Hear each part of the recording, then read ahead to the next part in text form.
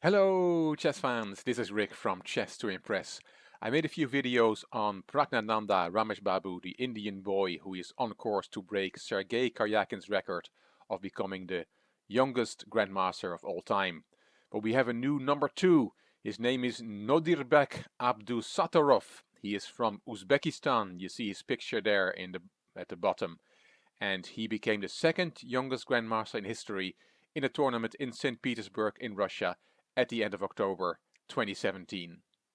This is the list of youngest grandmasters of all time. Sergei Karyakin still holds the record. It says Ukraine, that's the country he played for when he became a grandmaster. He nowadays plays for Russia. He was 12 years and 7 months when he became grandmaster.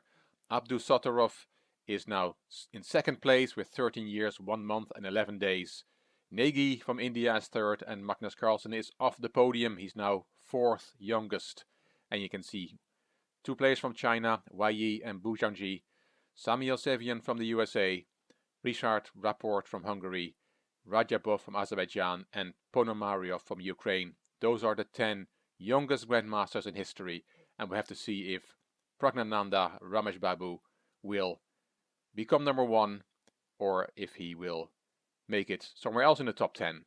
Let's look at Nodirbek Abdusattorov in action. He played in the first round of this tournament in St. Petersburg, where he achieved his last Grandmaster norm against Damir Ismagilov from Russia. And Abdusattorov was white. Let's look at the game.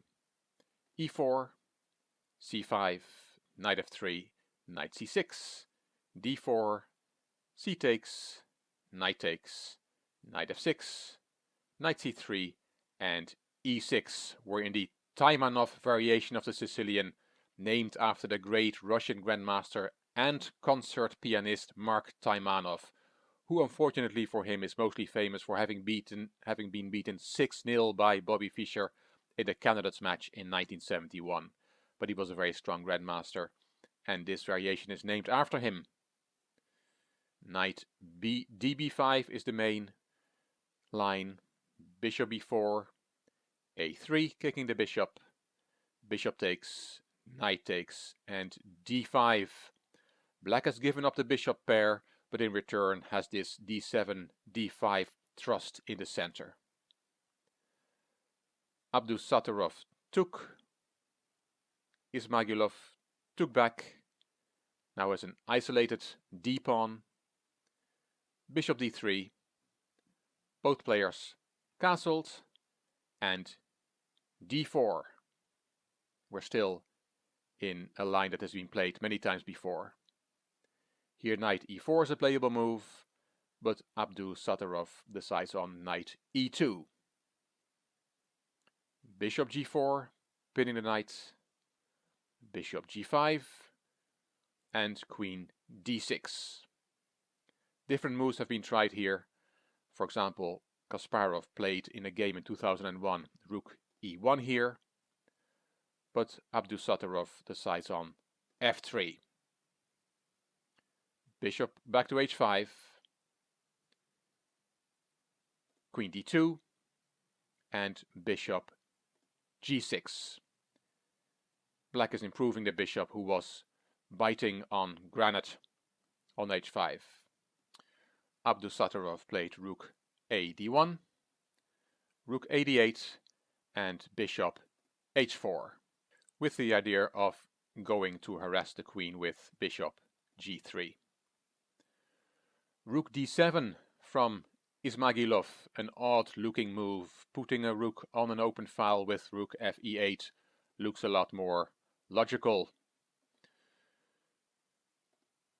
I played through a number of Grandmaster games with this setup, and none of the black players try to keep the d4 pawn, which is what black does in this game. They all went for counterplay with their pieces.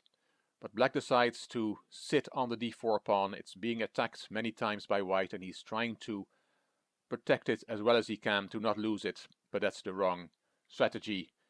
Black should give up that pawn and go for counterplay with his pieces. So rook d7 was the move played in the game, and the idea behind it is to sit on that d-pawn. Bishop g3, kicking the queen. Queen went to c5, and now bishop f2, attacking the d4 pawn now with bishop and knight, and if that bishop on d3 goes, also with queen and rook. So black decides to hang on to that pawn for dear life. He played rook fd8. It's not the right way to play. His rooks are now very passive, and as I said, giving up the d-pawn and getting active piece play in return seems a better way to play. But it's easy for us to say, it's easy for us to sacrifice another man's pawns. Black decides to hang on to that pawn for as long as he can. Abdusattorov took on g6. That bishop was taken back.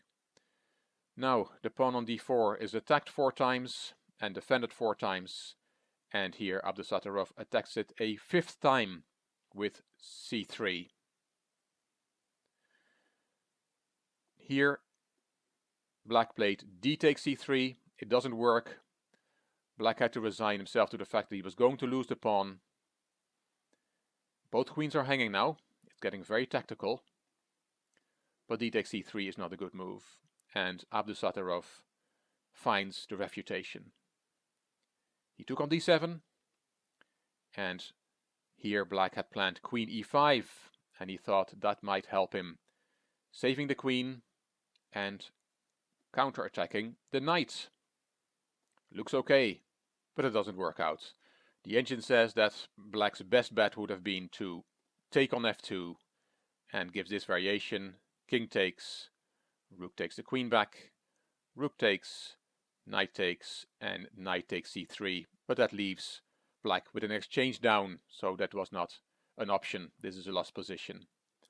That's why he tried queen e5 with that counter attack on the knight. But Abdusattorov played it well. He took on d8 with check. That has to be taken back. Rook takes with check. King takes, king h7.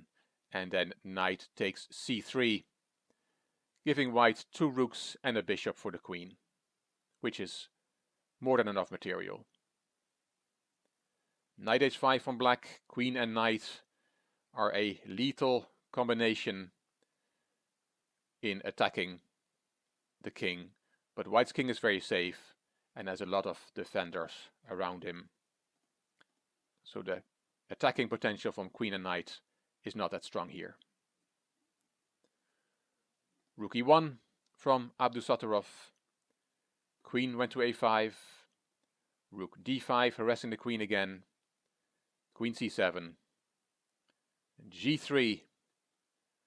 Queen c6.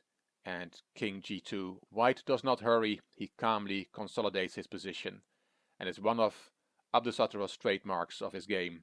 He is very patient, which is a great thing to have in chess. Knight f6 from black. Rook c5, harassing the queen again. Queen went to d7. And now knight e4. b6, kicking the rook. Rook went to e5.